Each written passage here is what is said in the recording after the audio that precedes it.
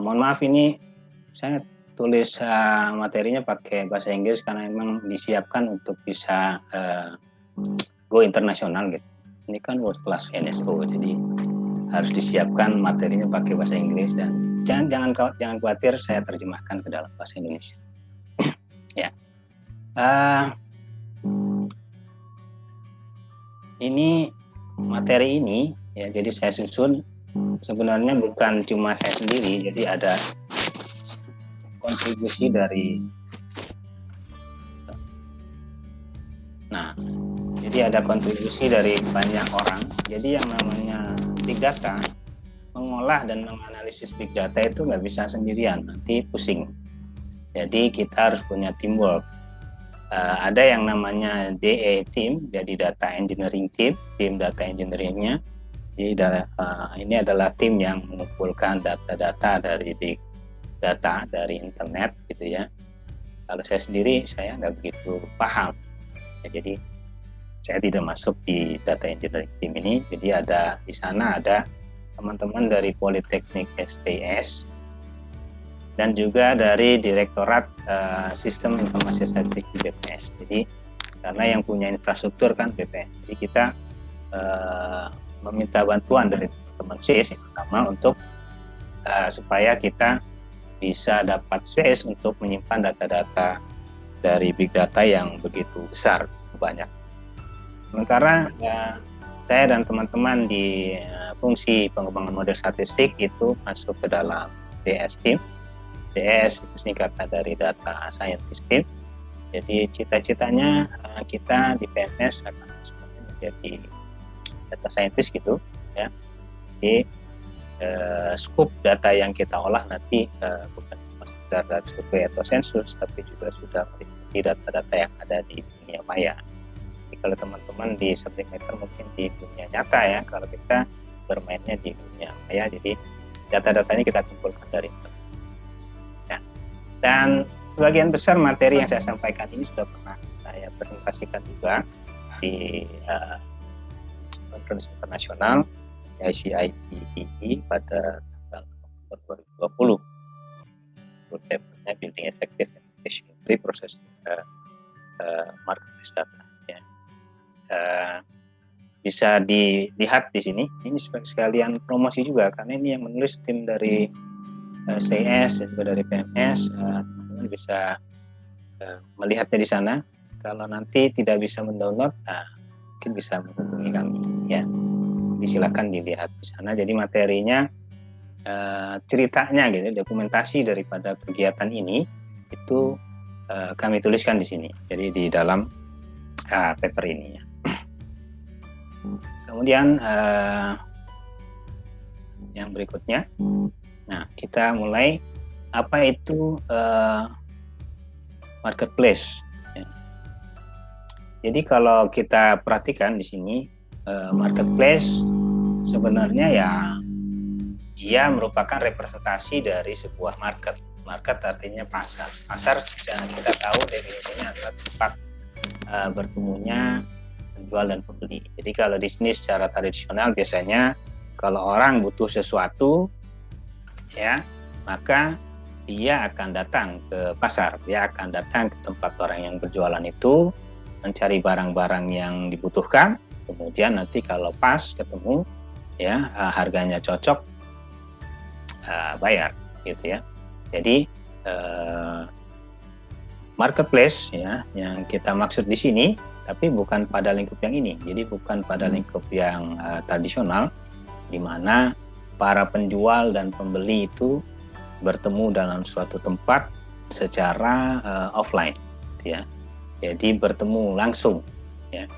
Jadi seperti itu, tapi yang dimaksud dengan marketplace di sini itu sifatnya online. Artinya penjual dan pembeli tidak bertemu secara langsung, tapi dia bertemunya di dunia maya. Jadi oleh karena itu butuh satu jembatan, satu aplikasi yang menghubungkan antara penjual dan pembeli itu. Jadi harus melalui sebuah website atau aplikasi sistem yang bisa mempertemukan antara penjual dan pembeli di dalam dunia maya. Jadi ceritanya begitu. Jadi marketplace yang kita bicarakan di sini adalah pada prinsipnya sama seperti sebuah tempat jual beli pasar, tapi dia sifatnya online. Jadi butuh sebuah aplikasi atau sistem untuk bisa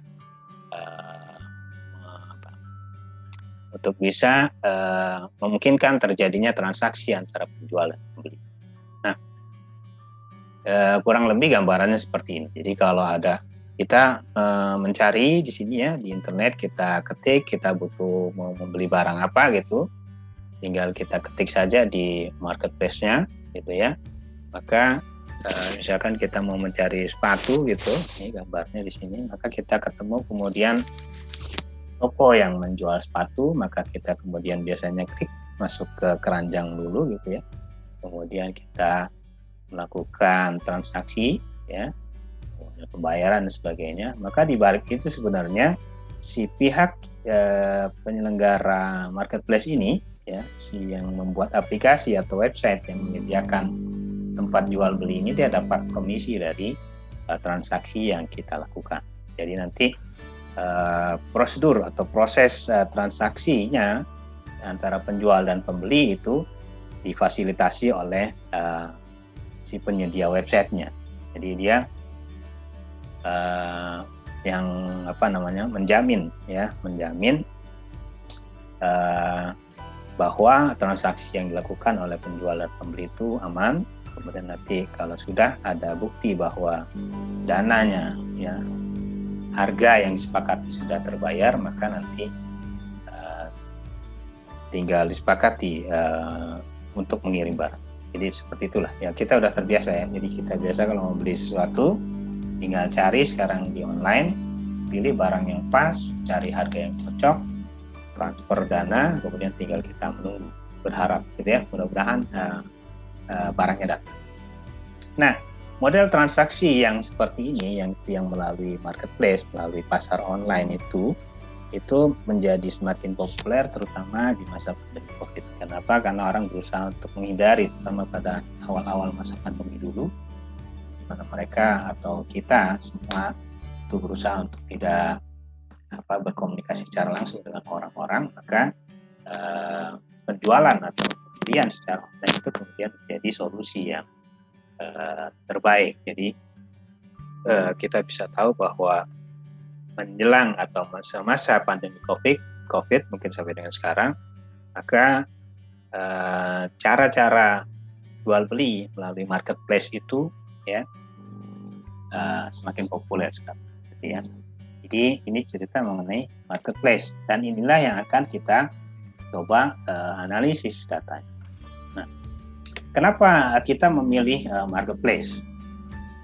Yang ke satu, karena memang kalau kita lihat statistiknya, jadi berdasarkan survei oleh ini nama penyedia datanya datareporter.com, dia melakukan survei ya kepada para pengguna data online itu pada tahun 2020. Datanya menunjukkan bahwa pengguna internet di Indonesia kurang lebih ada sebanyak 64% dari total penduduk. Luar biasa gitu ya. Penduduk Indonesia sekitar 250-an juta lebih, 64%-nya itu sudah pakai internet semua. Dan pertumbuhan rata-rata per tahunnya itu 17%. Ya, jadi luar biasa, ini adalah pangsa pasar yang luar biasa dari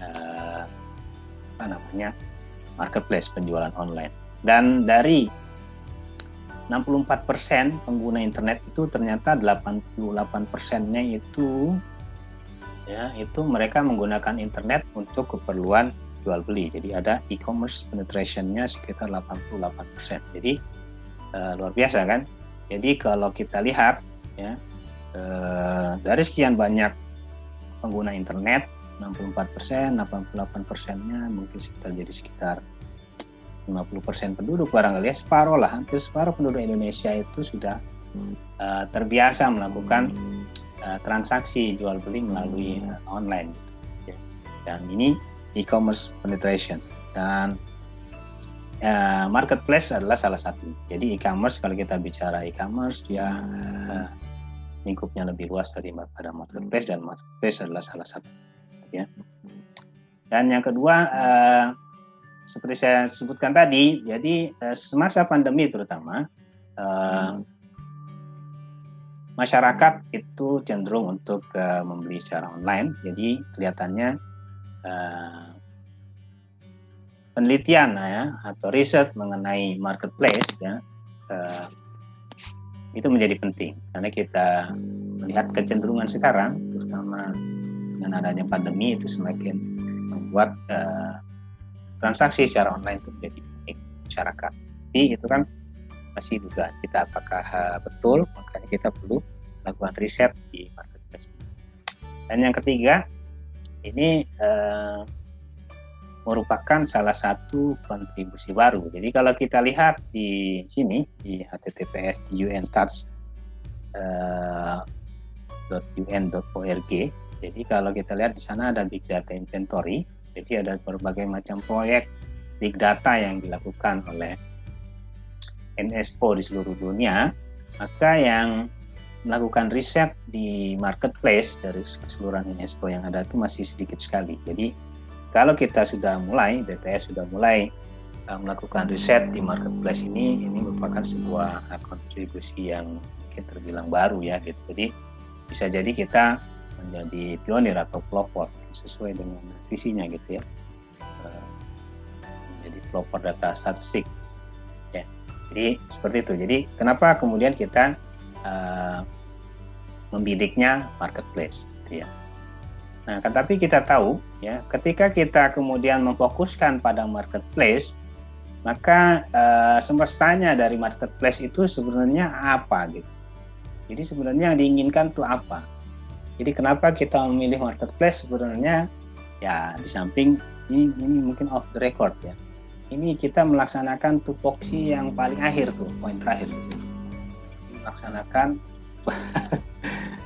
Melaksanakan apa yang diminta oleh atasan gitu ya. Jadi untuk pimpinan kita juga meminta coba mulai dilakukan riset penelitian terkait dengan marketplace. Tapi kita tahu semestanya dari marketplace itu apa. Jadi mungkin ya kita menebak-nebak bahwa marketplace itu bagian daripada sektor perdagangan. Jadi mungkin teman-teman tahu nih, semuanya dari Nergios dan Neraca berarti biasanya ilmunya jauh lebih luas daripada saya. Jadi saya percaya bahwa cakupan atau lingkup dari sektor perdagangan itu luar biasa luas. Ya, jadi kalau ini diibaratkan sebagai sebuah universe, alam semesta itu sangat-sangat luas sekali dari sektor. Dan kemudian di dalamnya sebagai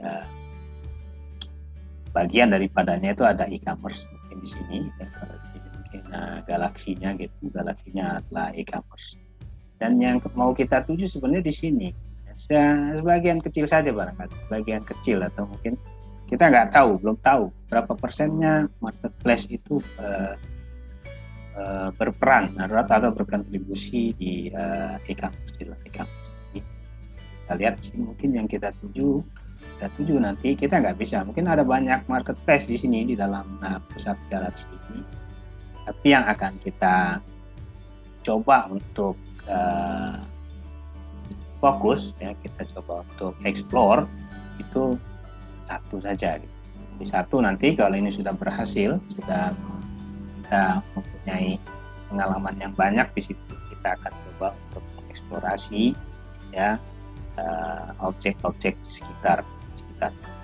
Jadi kalau saya baca-baca atau kalau saya lihat di YouTube, maka pusat galaksi itu sebenarnya yang paling utama, yang paling penting. Dan biasanya di situ ada black hole, jadi daya tarik yang kita menarik. Jadi inilah sebenarnya yang mau kita tuju. Yang mau kita tuju adalah dari sekian banyak ya semesta di trade sektor, di sektor perdagangan. Sementara ini kita masih fokus pada satu. Jadi tujuan kita eksplorasi masih ada di sekitar sini. Jadi harapannya apa? Harapannya adalah kita bisa mendapatkan gambaran secara garis besar. Barangkali kalau kita anggap sampel itu sudah terbukti bisa memberikan gambaran pada tes, tapi kita tidak tahu. Ya, mudah-mudahan betul. Karena nanti terus kita berpikir gitu. Jadi kita perlu pikir agak lebih dalam gitu. Ketika kita mencoba masuk ke sebuah website marketplace, kita coba jungkir balik gitu ya, berdiri kemudian miring sampai terbalik, jadi melihat secara terbalik karena konon katanya dengan kita melihat sesuatu terbalik gitu dari atas ke bawah bisa menumbuhkan inovasi gitu. Mohon maaf ini saya lupa nggak menerjemahkan ke dalam bahasa Inggris, ini masih bahasa aslinya, bahasa Inggris. Ini kita mau cari gitu ya, mau ngapain? Kalau kita masuk ke sebuah website marketplace, mungkin teman-teman sudah tahu ya, sudah familiar, ini warnanya orange jelasnya. Salah satu marketplace yang cukup populer di Indonesia, maka kita bisa di tahap-tahap awal itu kita cuman duduk termenung gitu ya, ngeliatin gitu. Ini kira-kira mau diapain ya? Ini namanya marketplace kayak gini, datanya gimana gitu. Jadi kita satu-satu kita lihat, oh ada di sini, ini apaan ya, star seller tuh, oh ini tipe toko. Jadi ternyata di website yang menyediakan ini, di marketplace ini tipe tokonya ada 3, ada reguler, ada star seller, ada shopping, atau shopping ya. Kemudian di samping itu ya, di sini ada, ini ada nama kategori barang sampai dengan nama barangnya dari sini. Ini adalah informasi mengenai jumlah barang yang terjual. Ya, tapi ada pertanyaan, sejak kapan dijual? Sebanyak 17.000. Ya, sekitar segini ya, 17.000-an sudah terjual. Terus ini ada harganya, ya kan? Terus di sini lagi kita lihat, di sini ada stok barangnya dia. Ini informasinya semua. Ini informasi yang disediakan di dalam satu tampilan website. Ketika kita mengklik pembelian sebuah barang, ya, kita mencari barang yang diinginkan, maka si website ini memberikan informasi kayak gini. Jadi kita punya banyak. Ini ada, kemudian di sini ada nama toko, kapan dia aktif terakhirnya. Terus ini ada jumlah produk yang dia punya. Jadi ini menunjukkan skala usaha si toko ini. Terus kapan dia mulai aktif, ini ada. Jadi kita bisa hitung ulang usaha. Terus kemudian di sini ada informasi mengenai followernya. Terus ternyata di bawah ini juga pentingnya ada alamat toko atau gudang. Ya, jadi pada tahap-tahap awal itu ketika kita di challenge ya dengan coba dianalisis tuh data marketplace supaya apa, kita udah ketemu ini marketplace, terus kita bingung. Nah, kalau udah bingung itu tandanya berarti sudah mulai ada cakrawala pemikiran terbuka. Di syaratnya bingung dulu. Kalau belum bingung berarti belum ngeh. Nah, ketika kita sudah bingung, maka yang kita lakukan adalah seperti itu. Kita merenung ini, dan kita punya kurang lebih 12 variabel dari satu tampilan. Terus bagaimana caranya? Nanti yang kita pikirkan adalah kita mengapain ya dengan adanya data-data yang ini. Jadi objektifnya apa, yang mau kita tuju itu apa, yang mau kita cari dari informasi yang sangat berharga ini apa. Terus kemudian metodologinya bagaimana ya. Jadi kita sampai pusing-pusing ya, muter-muter di sini dari posisi berdiri, dengan berbalik ya, baru kemudian dapat yang dapat berarti seperti kira-kira tujuannya itu yang ke satu global dulu biasanya. Secara global kita mau menjelaskan ya, kita mau menjawab tantangan bagaimana menganalisis sebuah big data. Datanya yang sangat besar sekali banget. Jadi besar banget. Banyak sekali datanya karena yang tersedia itu luar biasa. Tadi Pak Setia sudah memberikan gambaran, mungkin bisa dalam 1 bulan puluhan juta atau ratusan juta datanya. Jadi bukan cuma sekedar kalau Susnas mungkin ribuan gitu, atau kalau sensus penduduk berapa 250 juta ini terakhir kalau di total sudah lebih dari itu jumlahnya sudah banyak banget. Jadi kita tulis saja di tujuan globalnya adalah kita mau menjawab tantangan untuk bagaimana menganalisis big data. Setelah itu yang kedua kita mencoba ya, kita tujuannya untuk gimana ya caranya melakukan proses ya, prosedur memproses big data itu ya dengan efektif dan efisien ya, karena di awal-awal saya sebelum mengolah big data ini saya dapat data sensus ekonomi kurang lebih mungkin sekitar 2 juta record, itu sudah luar biasa pada waktu itu. Saya mengolah sekitar 1,5 ya, sekitar setelah dilakukan cleaning tinggal 1,5 1 juta record itu pada waktu itu tahun 2016 itu sudah kayaknya ini gede banget, ngolahnya itu luar biasa. Dan ternyata begitu saya dapat big data, maka ini bukan cuma hitungannya bukan 5 jutaan, tapi sudah puluhan juta, ratusan juta record, yang tentunya ini butuh sebuah prosedur yang efektif dan efisien. Terus yang ketiga, setelah kita dapat cara mengolah data yang sedemikian besar itu, maka mungkin ini yang tujuan yang paling spesifik ya, barangkali dari apa namanya analisis marketplace yang mungkin bisa menjawab yaitu kita mau tahu pola penjualan atau pola saja bahkan raca wilayah dan analisis biasanya orangnya kreatif, muda-muda gitu. Saya sudah tidak benar.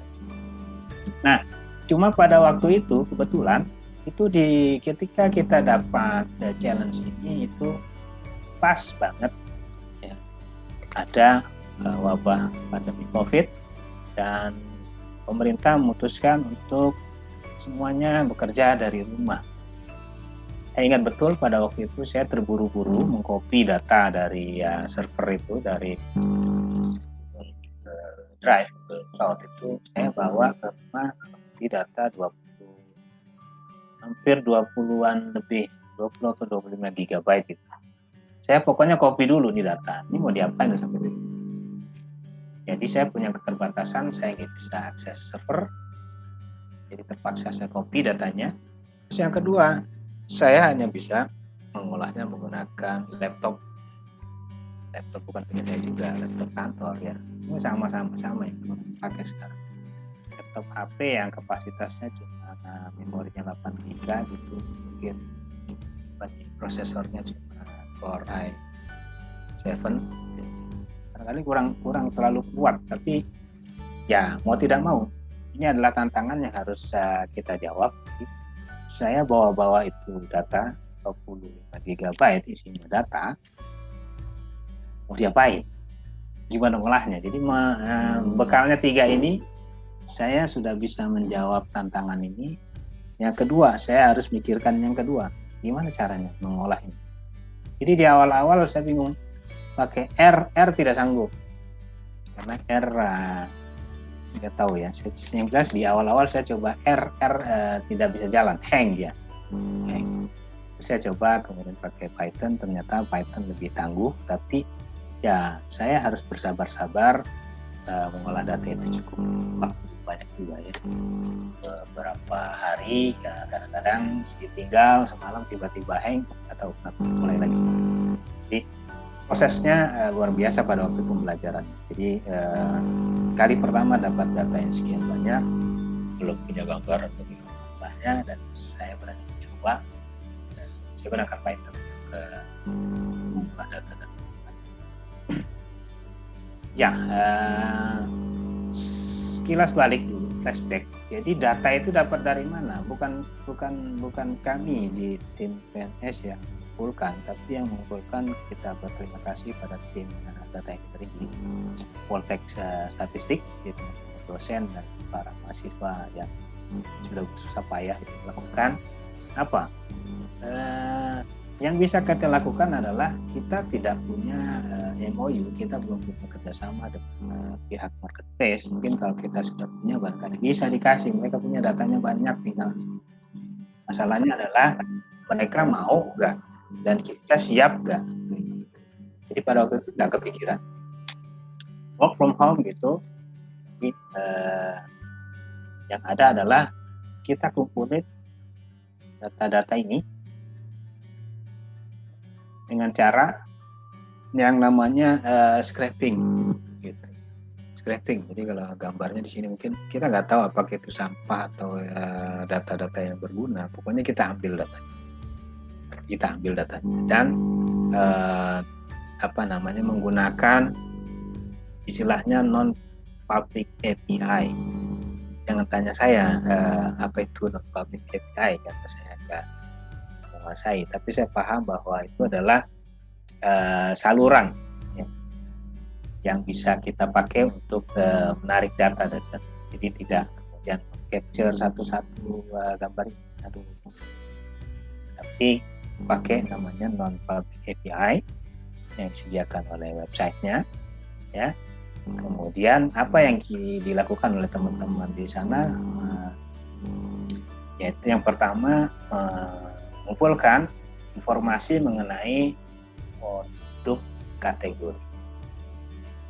Kategorinya apa? Kan biasanya kalau kita mau membeli sesuatu barang lewat website online, biasanya di halaman awal maka ada kategori barang, ada makanan minuman, rumah tangga, gitu, elektronik, dan dia ada tersedia. Ya. Setelah itu di-trace, jadi ditelusuri sampai ke subkategori, dan kita berhenti di 2 level saja, kategori, subkategori. Jadi sampai dalam itu karena memang disediakan oleh websitenya sampai 2 level bawah.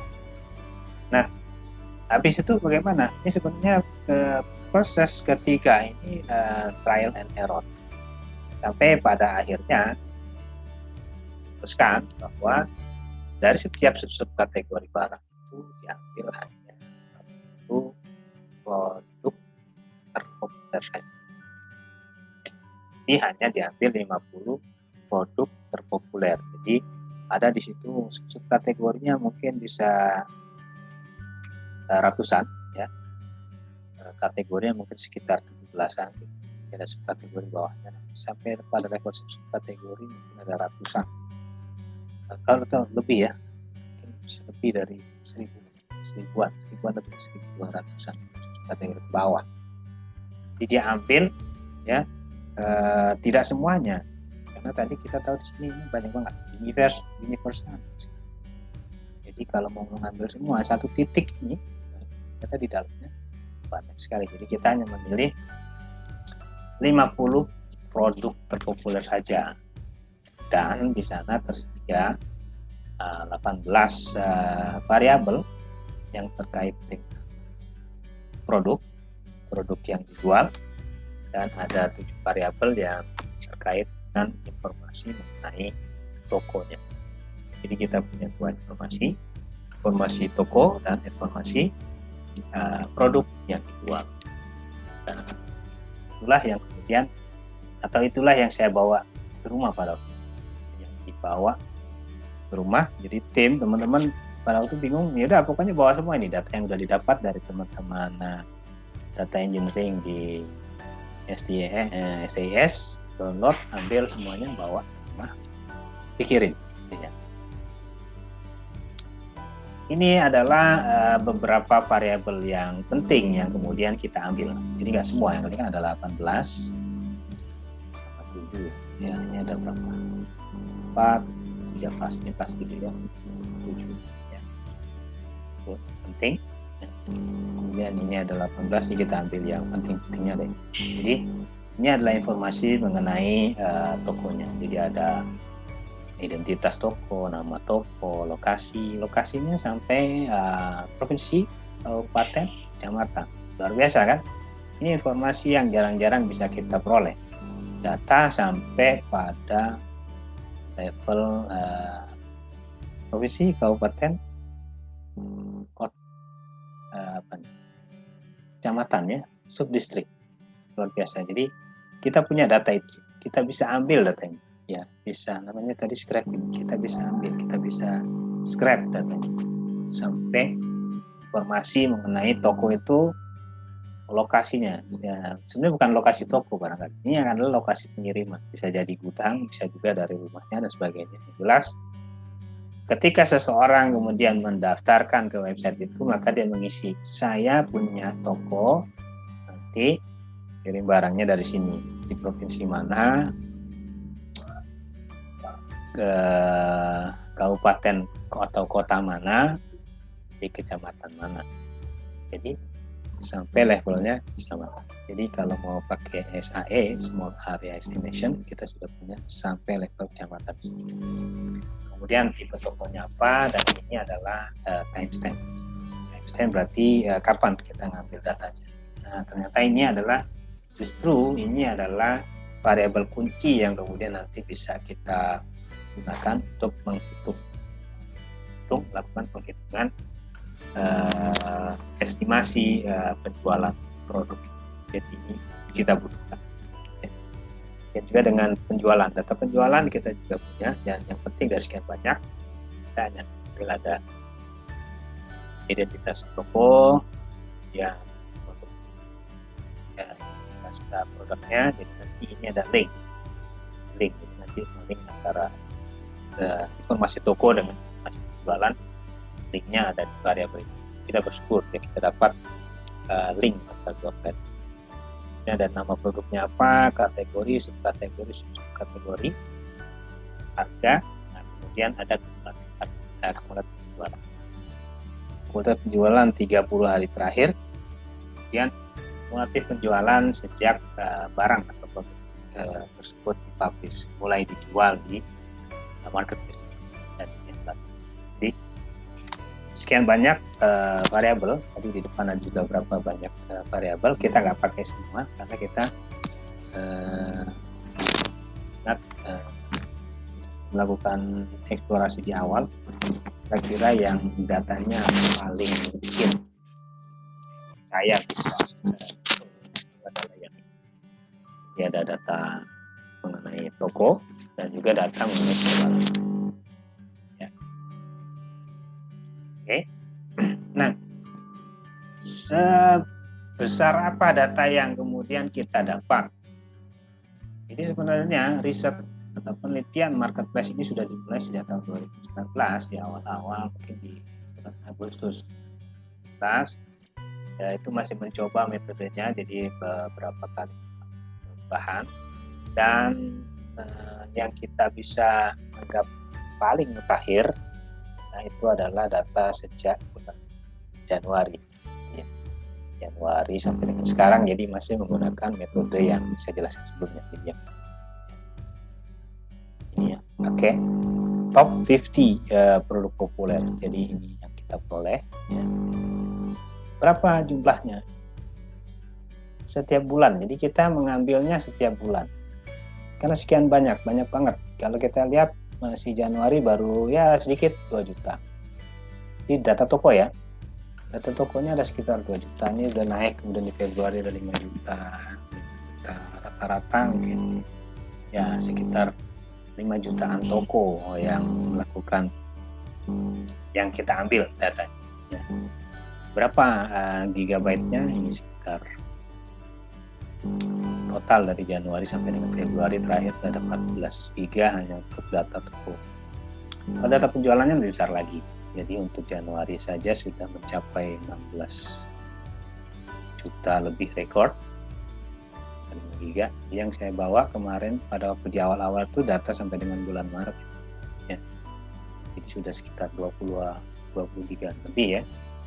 Totalnya sudah mencapai hampir 100 juta record. ya 70, 80, 90 juta rekor yang harus diolah. Jadi pada waktu itu adalah uji coba pertama pengolahan pakai sampai dengan bulan Maret. Kemudian yang berikutnya semakin besar dan di posisi terakhir di sekitar 50 juta baris untuk data penjualan. Ya. Jadi inilah gambaran. Dan ternyata sudah terkumpul dari Januari sampai dengan Februari 2021, lebih kurang setahun proses ini berjalan.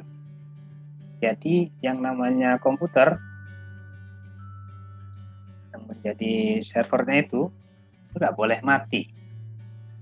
Setiap hari harus hidup. Jadi kalau ada mati lampu, harus ada dia pastikan bahwa genset berjalan. Jadi kalau enggak, maka data itu hilang. Jika teman-teman perhatikan di sini ada kejadian, accident, Januari, Februari, Maret, April, Mei, Juni, Juli, September, Agustus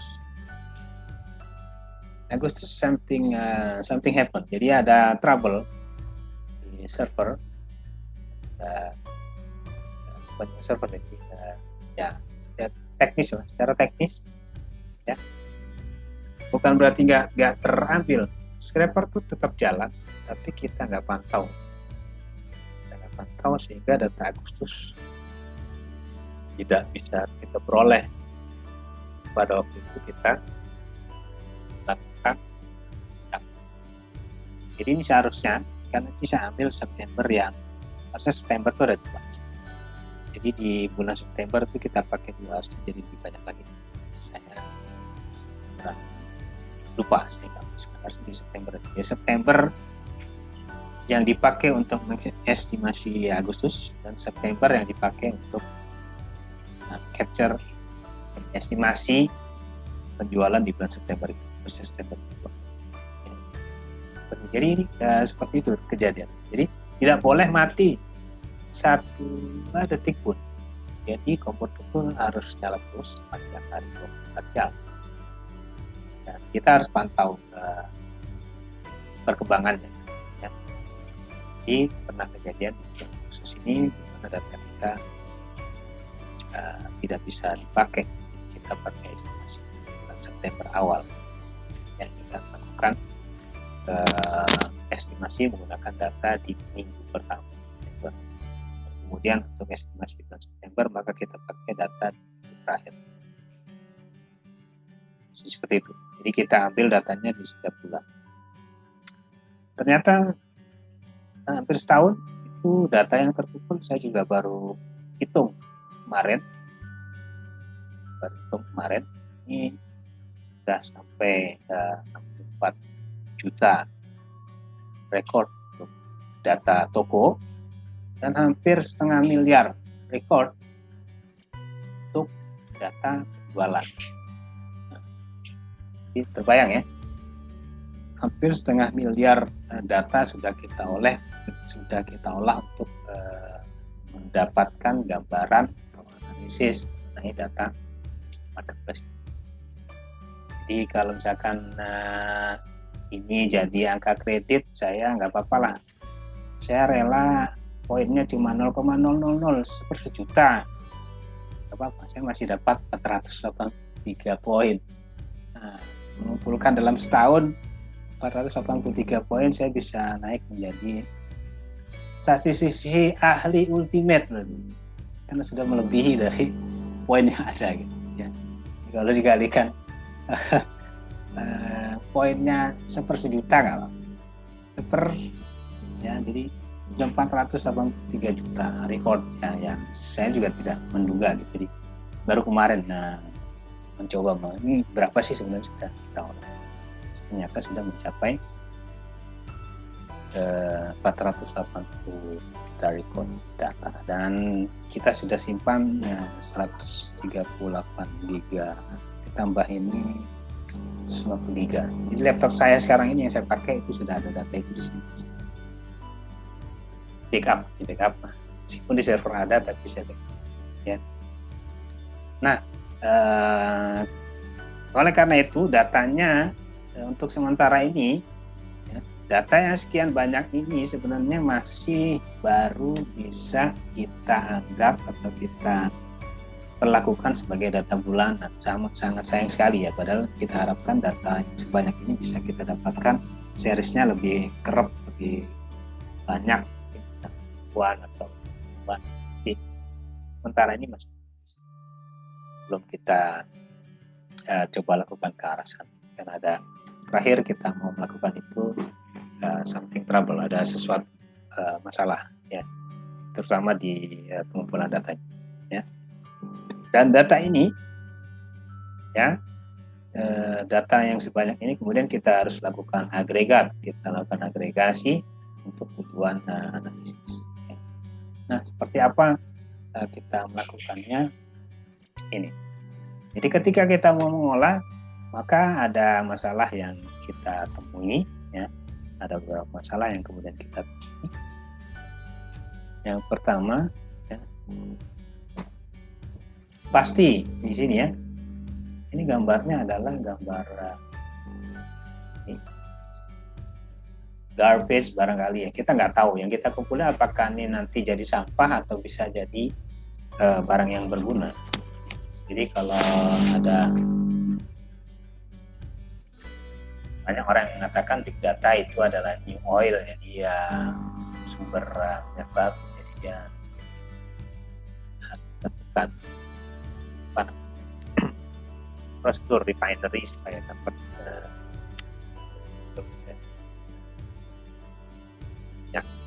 yang berguna bisa dipakai untuk keperluan kita, jadi sesuatu yang bermanfaat gitu.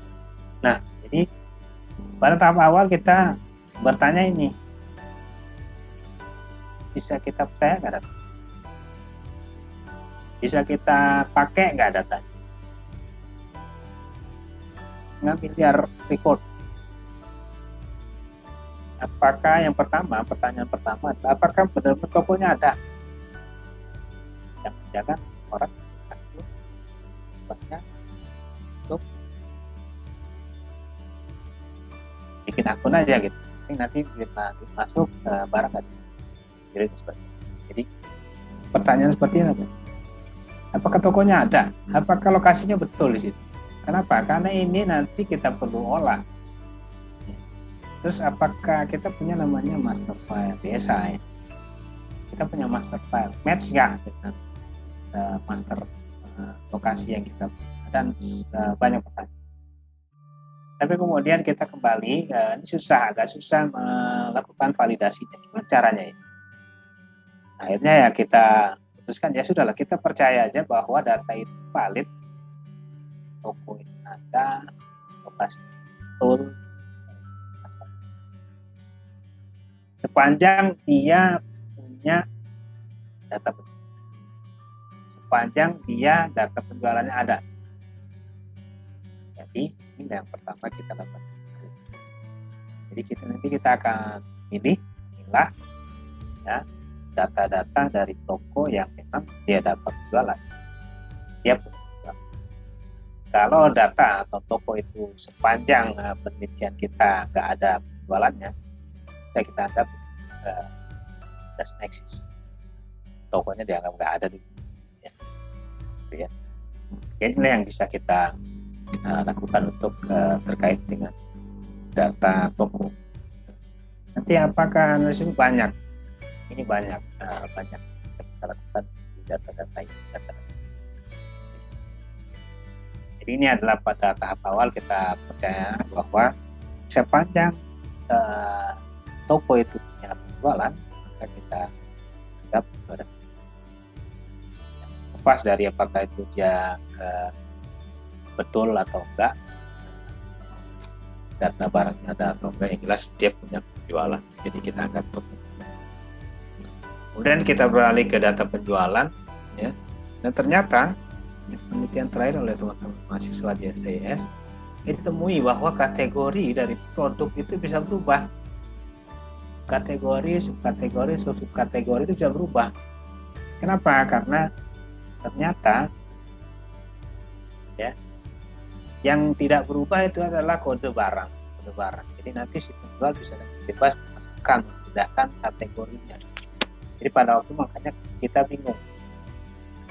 Yang produk paling populer di ketika awal pandemi kan biasanya adalah masker. Masker itu ternyata bisa kita temui bukan cuma di produk kesehatan, tapi ada juga di aksesoris motor. Jadi masuk ke aksesoris motor masker itu. Ada juga masuk ke produk kecantikan sebagainya.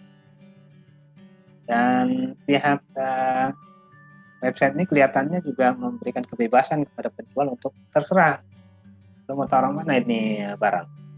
Yang penting nanti ada penjualan ya dapat komisi kan seperti itu. Jadi ini something dangerous. Jadi berbahaya kalau nanti kita pakai untuk analisis. Kenapa? Karena satu barang itu kategorinya bisa geser-geser sesuka hati sendiri.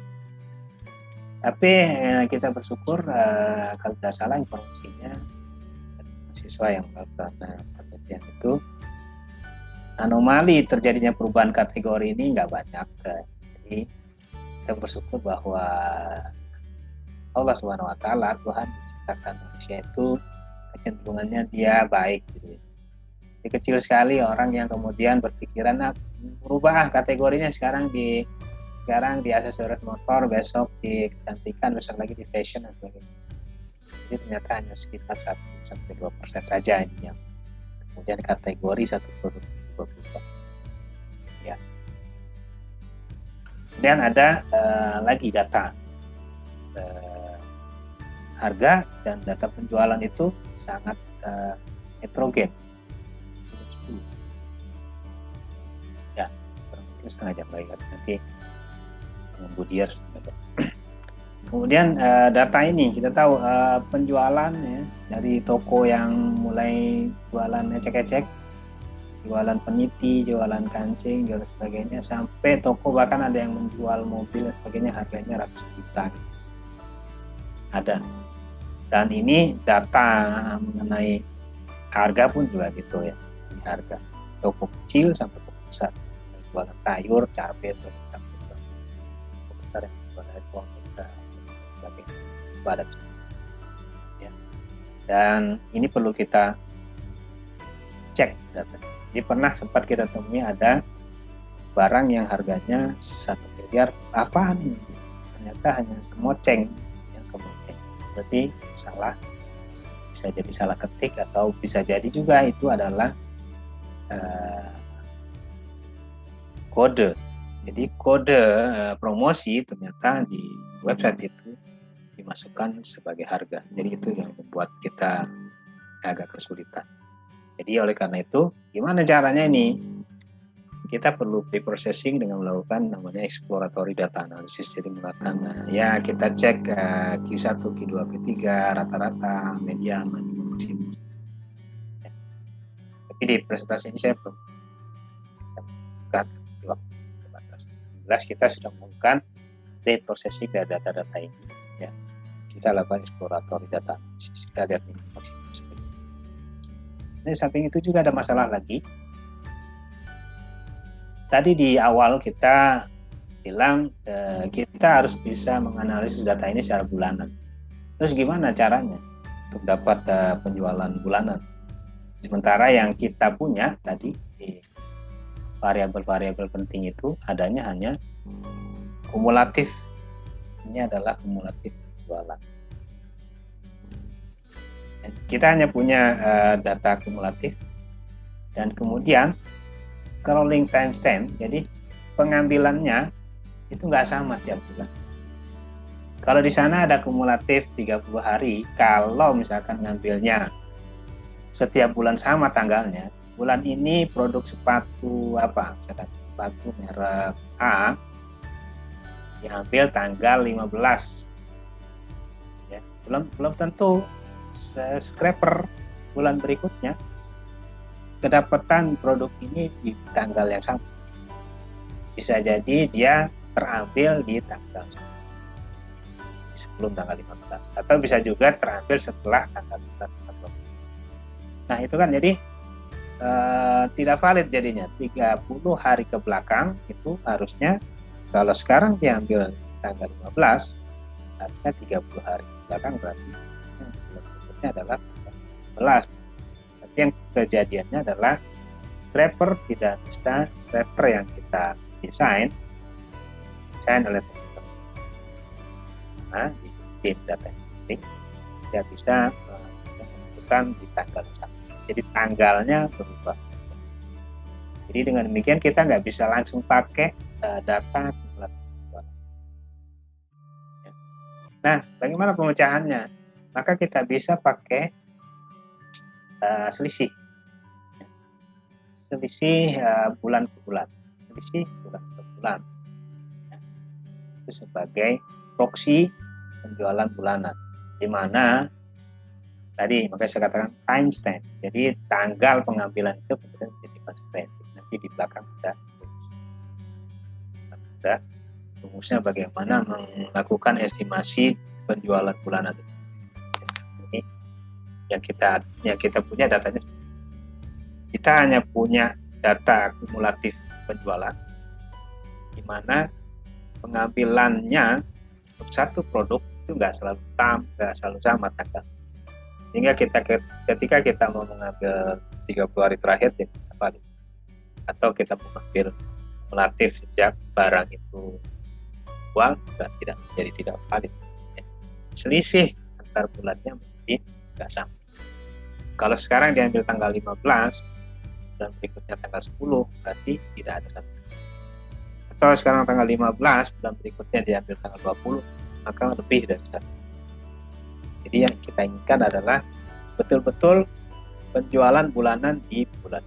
Jadi kalau Januari sampai 31, maka yang kita inginkan adalah penjualan rencana 1. Februari ada 28. Jadi persis kita mau menghitung penjualan itu dari bulan sesuai dengan hari yang ada di bulan. Ini masalah ya, penjualan bulan. Tapi ya ternyata ini. Jadi yang kita lakukan adalah menghitung selisih bulan ke bulan. Kemudian kita pakai timestamp sebagai constraint, kita temui di rumus berikutnya.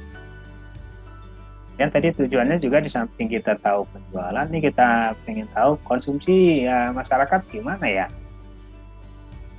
Kalau secara general mungkin konsumsi itu rumusnya price kali quantity. Ini gitu ya, price kali quantity. Harga dikali berapa yang konsumsi gitu. Kurang lebih gitu. Nah, dipakai kemudian karena ini adalah dari sisi penjual, maka ini kita pakai sebagai proksi dari konsumsi masyarakat secara online. Jadi yang diambil adalah omset sebagai proksi dari konsumsi. Dan nanti tentu banyak perdebatan, silakan didiskusikan. Barangkali mana yang lebih baik. Dan sementara ini yang kita pakai adalah omset sebagai proksi dari konsumsi produk online itu kita pakai. Jadi price dikali jadi harga dikali jumlah barang yang terjual. Jadi kita pakai.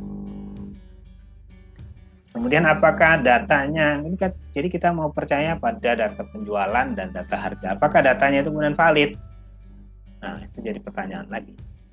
Maka kita perlu melakukan data cleaning proses.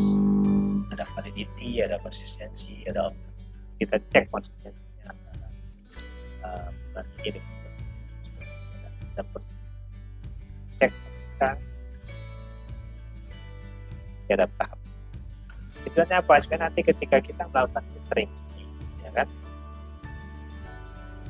Ketika kita melakukan filtering, maka kita betul-betul mendapatkan di sini nih. Nah, ini kan kelihatannya garbage, sampah. Siapa tahu ketika sudah dilakukan proses filtering refinery, kita dapat emas permata yang terlihat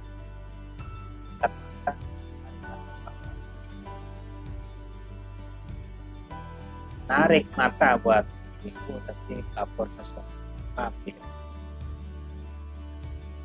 Jadi kita ingin dapatkan ini. Jadi dari sekian banyak data yang kita punya itu kita kais-kais, kita saring, kita filter, betul-betul nanti kita dapatkan data yang clean, ya, yang siap untuk dianalisis.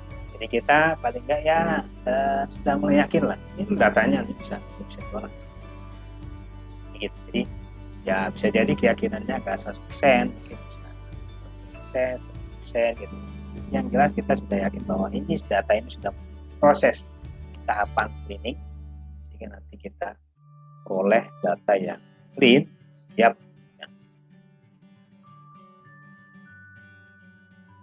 Gimana prosesnya? Nah, yang pertama, tadi karena jumlah datanya cukup besar, jadi kalau kita olah secara sekaligus, jebret masukin ke laptop, nggak mau dia. Kenapa? Karena laptop atau mungkin komputer itu sangat bergantung pada memorinya. Jadi data itu ketika dikasih ke komputer, maka sanggup atau enggaknya tergantung dari memori yang ada. Terus sepanjang saya baca-baca ilmu olah data gitu. Jadi tidak bisa tuh pada awal-awal, makanya kenapa selalu hang laptop luar biasa pada laptop dinas BTS bangga gitu ya. Intel Core i7 memori 8 GB nggak sanggup. Kita bukan nggak sanggup, kitanya yang bangga itu kita bicara. Jadi yang dilakukan, yang kita lakukan, yang pertama, maka data itu kita perlu split, kita perlu pilah-pilah. Jangan kasih si komputer itu jebret data 10 juta, ratusan juta record itu ngolah, dia nggak akan tahu. Selalu hang. Jadi yang dilakukan pada waktu itu, ya, yang kami lakukan, kita mengekstrak atau memilah data itu, ya, dibagi jadi kecil-kecil,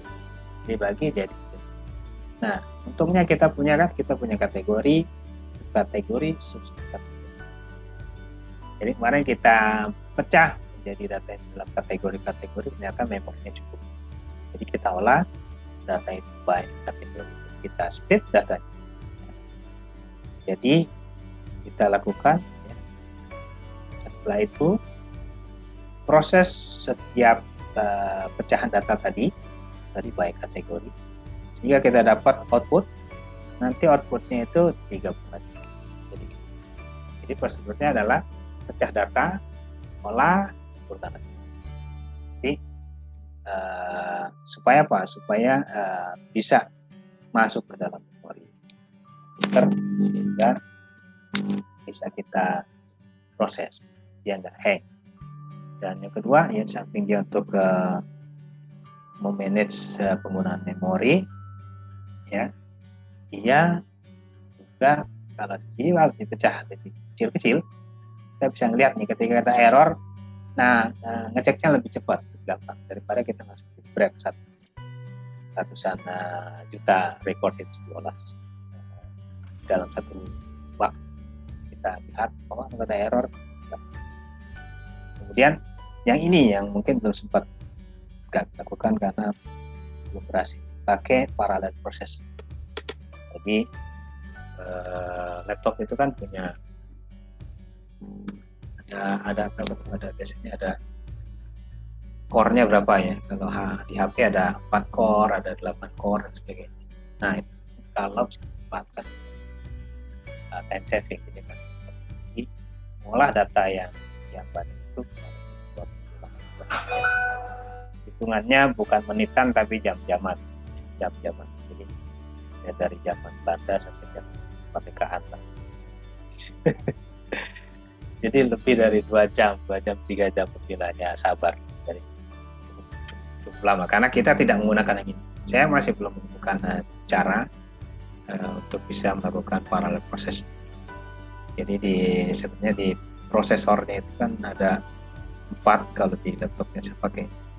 Jadi proses yang dilakukan selama ini itu hanya menggunakan 1 prosesor saja. Tapi kalau menggunakan parallel processing, 4 prosesor pakai 4 parallel. Ini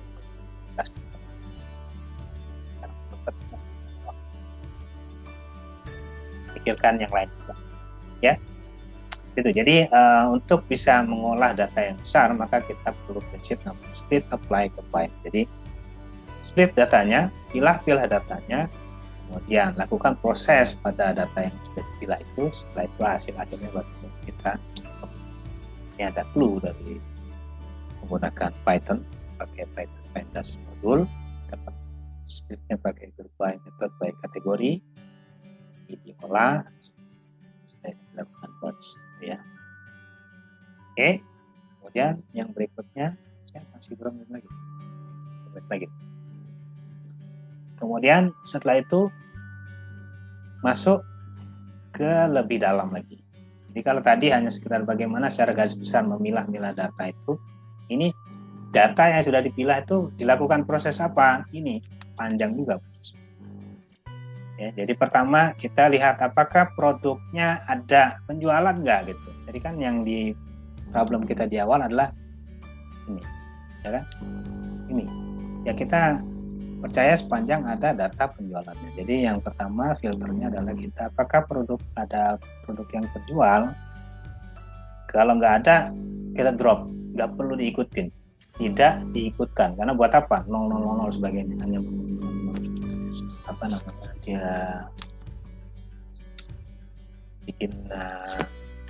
bikin sampah ketika nanti kita olah. Jadi yang kita ambil adalah hanya yang punya penjualan. Jadi apa variabel yang kita pakai adalah. Jadi tadi kumulatif penjualan ini kita pakai sebagai filter untuk memilah apakah ini tokonya bisa dipakai penjualan atau enggak. Kalau sudah, nanti kita cek konsistensinya. Jadi ada konsistensi antar variabel terutama yang ini. Jadi variabel penjualan antara 30 hari dengan yang data penjualan sejak dia dipublish. Jadi ada konsistensi. Kalau data penjualan selama 30 hari itu lebih besar daripada penjualan sejak dia dipublish, kan harusnya dia lebih kecil ya secara logika. Maka yang kita lakukan adalah ya data ini kemudian kita ganti jadi sama dengan data penjualan sejak dia dipublish. Jadi sesederhana itu ya. Kemudian kalau sudah dilakukan konsistensi cek ini, maka kita cek lagi apakah data penjualannya itu valid enggak. Nah, karena dia dari data kumulatif, harusnya dia berarti harus selalu naik gitu. Harus selalu naik. Jadi nanti kita perlu cek apakah kemudian ada terjadi kumulatif itu nggak boleh turun. Sekarang 100, besok 90, something wrong. Nanti ada kumulatif. Tapi kalau sekarang 100, besok harus 101. Atau sama lah. Kalau sama berarti nggak ada penjualan. Itu yang perlu kita lakukan cek. Ya. Jadi, ya dicek ya menggunakan apa? Kita pakai rumusan penjualan bulanan. Jadi selisihnya aja kita ambil selisih dari kumulatif penjualan bulan sekarang dikurangi dengan bulan sebelum. Di selisihnya nggak boleh ada yang negatif. Kalau negatif kita nggak boleh. Jadi di drop lagi. Setelah itu kita lihat nih, kita dapat data yang valid, jadi tidak ada yang jualan negatif, sudah betul. Setelah itu tadi karena kita temui ada kemoceng harga 2 miliar, ada baju harga ratusan juta gitu ya. Nah, banyak lah. Jadi kita perlu melakukan outlier, checking outlier. Pakai apa? Pakai box plot saja. Jadi kita pakai lower boundary-nya adalah Q1 dikurangi 1,5 dari range datanya.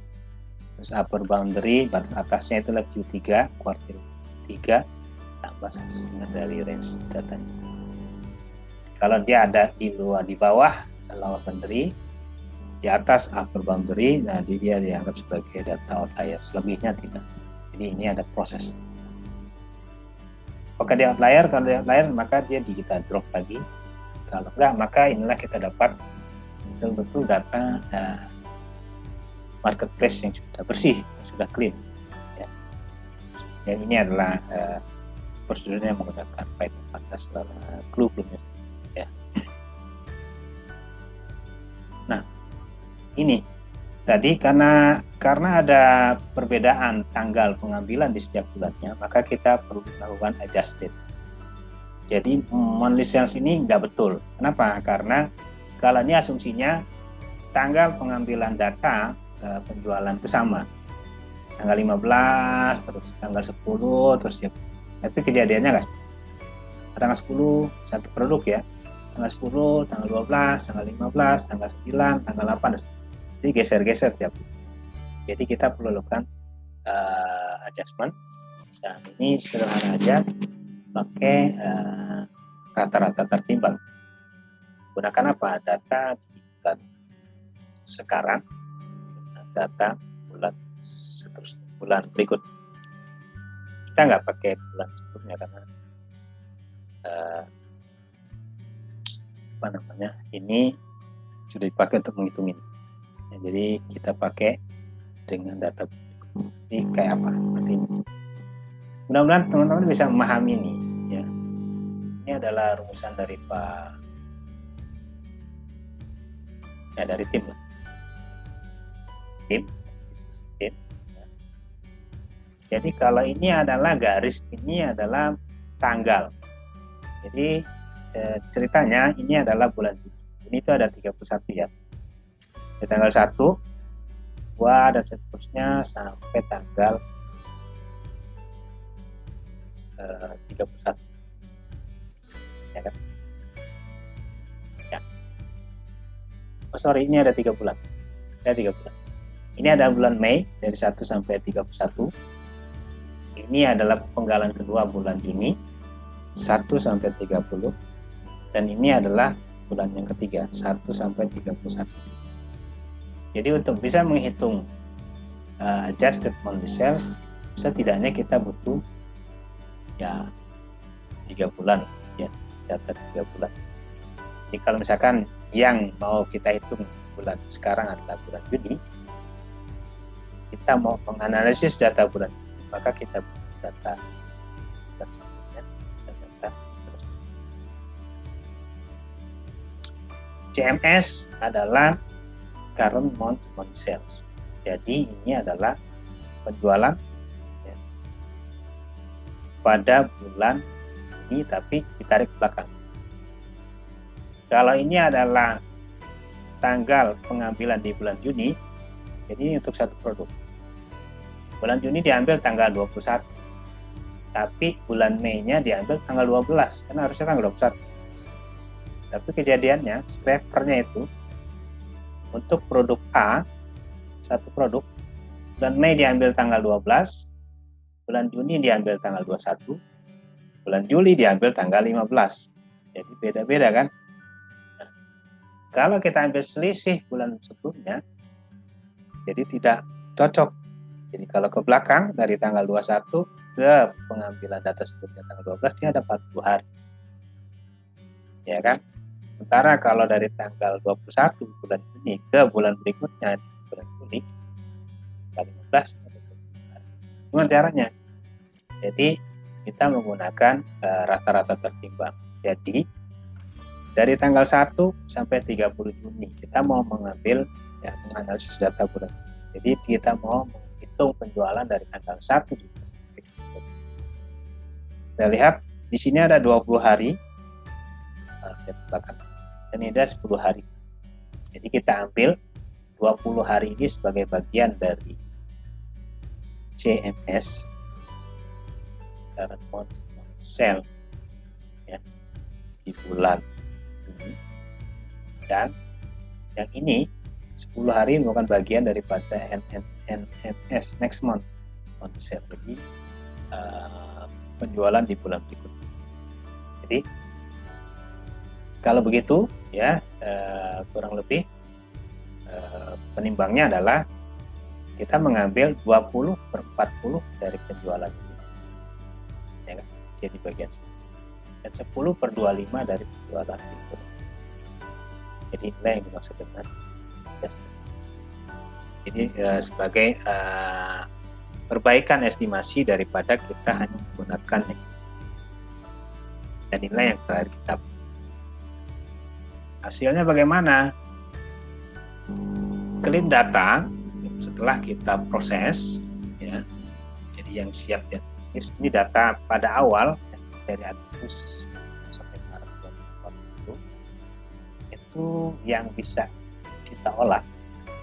Data yang sekian ratus juta rekor itu hanya 19% aja yang ada. Dan dari yang 19% itu 3%-nya tidak valid. Tidak valid itu sudah melalui proses ya. Sudah melalui proses ini. Outlier, ini dan seterusnya gitu ya. Masih sensitif. Jadi dari sekian ini hanya 18% saja yang kita punya. Ya. Data awal. Kemudian tadi pagi baru aja saya hitung lagi data Januari 2020 sampai Februari 2021. Jadi di materi yang saya upload kemarin belum ada ini, karena ini baru saya tunggu pagi. Dari Januari 2020 ke Februari 2021 itu ada fluktuasi ini. Jadi yang clean data di Januari ini hanya sekitar 10% dapatnya, ya, dari Februari sekitar 20%. Nah, tapi paling enggak ada tren semakin bagus ya. Secara rata-rata untuk data Januari sampai Februari itu kurang lebih 21% gitu ya. Kayaknya cocok banget ya.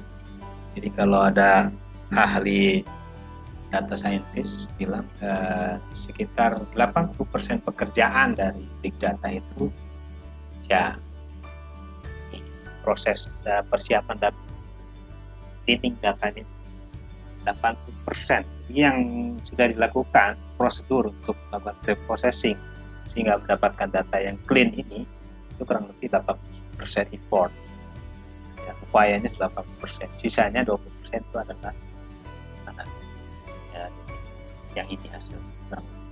Tapi ini adalah data Januari sampai Juni yang sesuai dengan paper yang kami tulis. Nanti yang terbaru akan disampaikan oleh presenter berikutnya Ibu Diar ya. Jadi mungkin untuk saya cukup sekian nih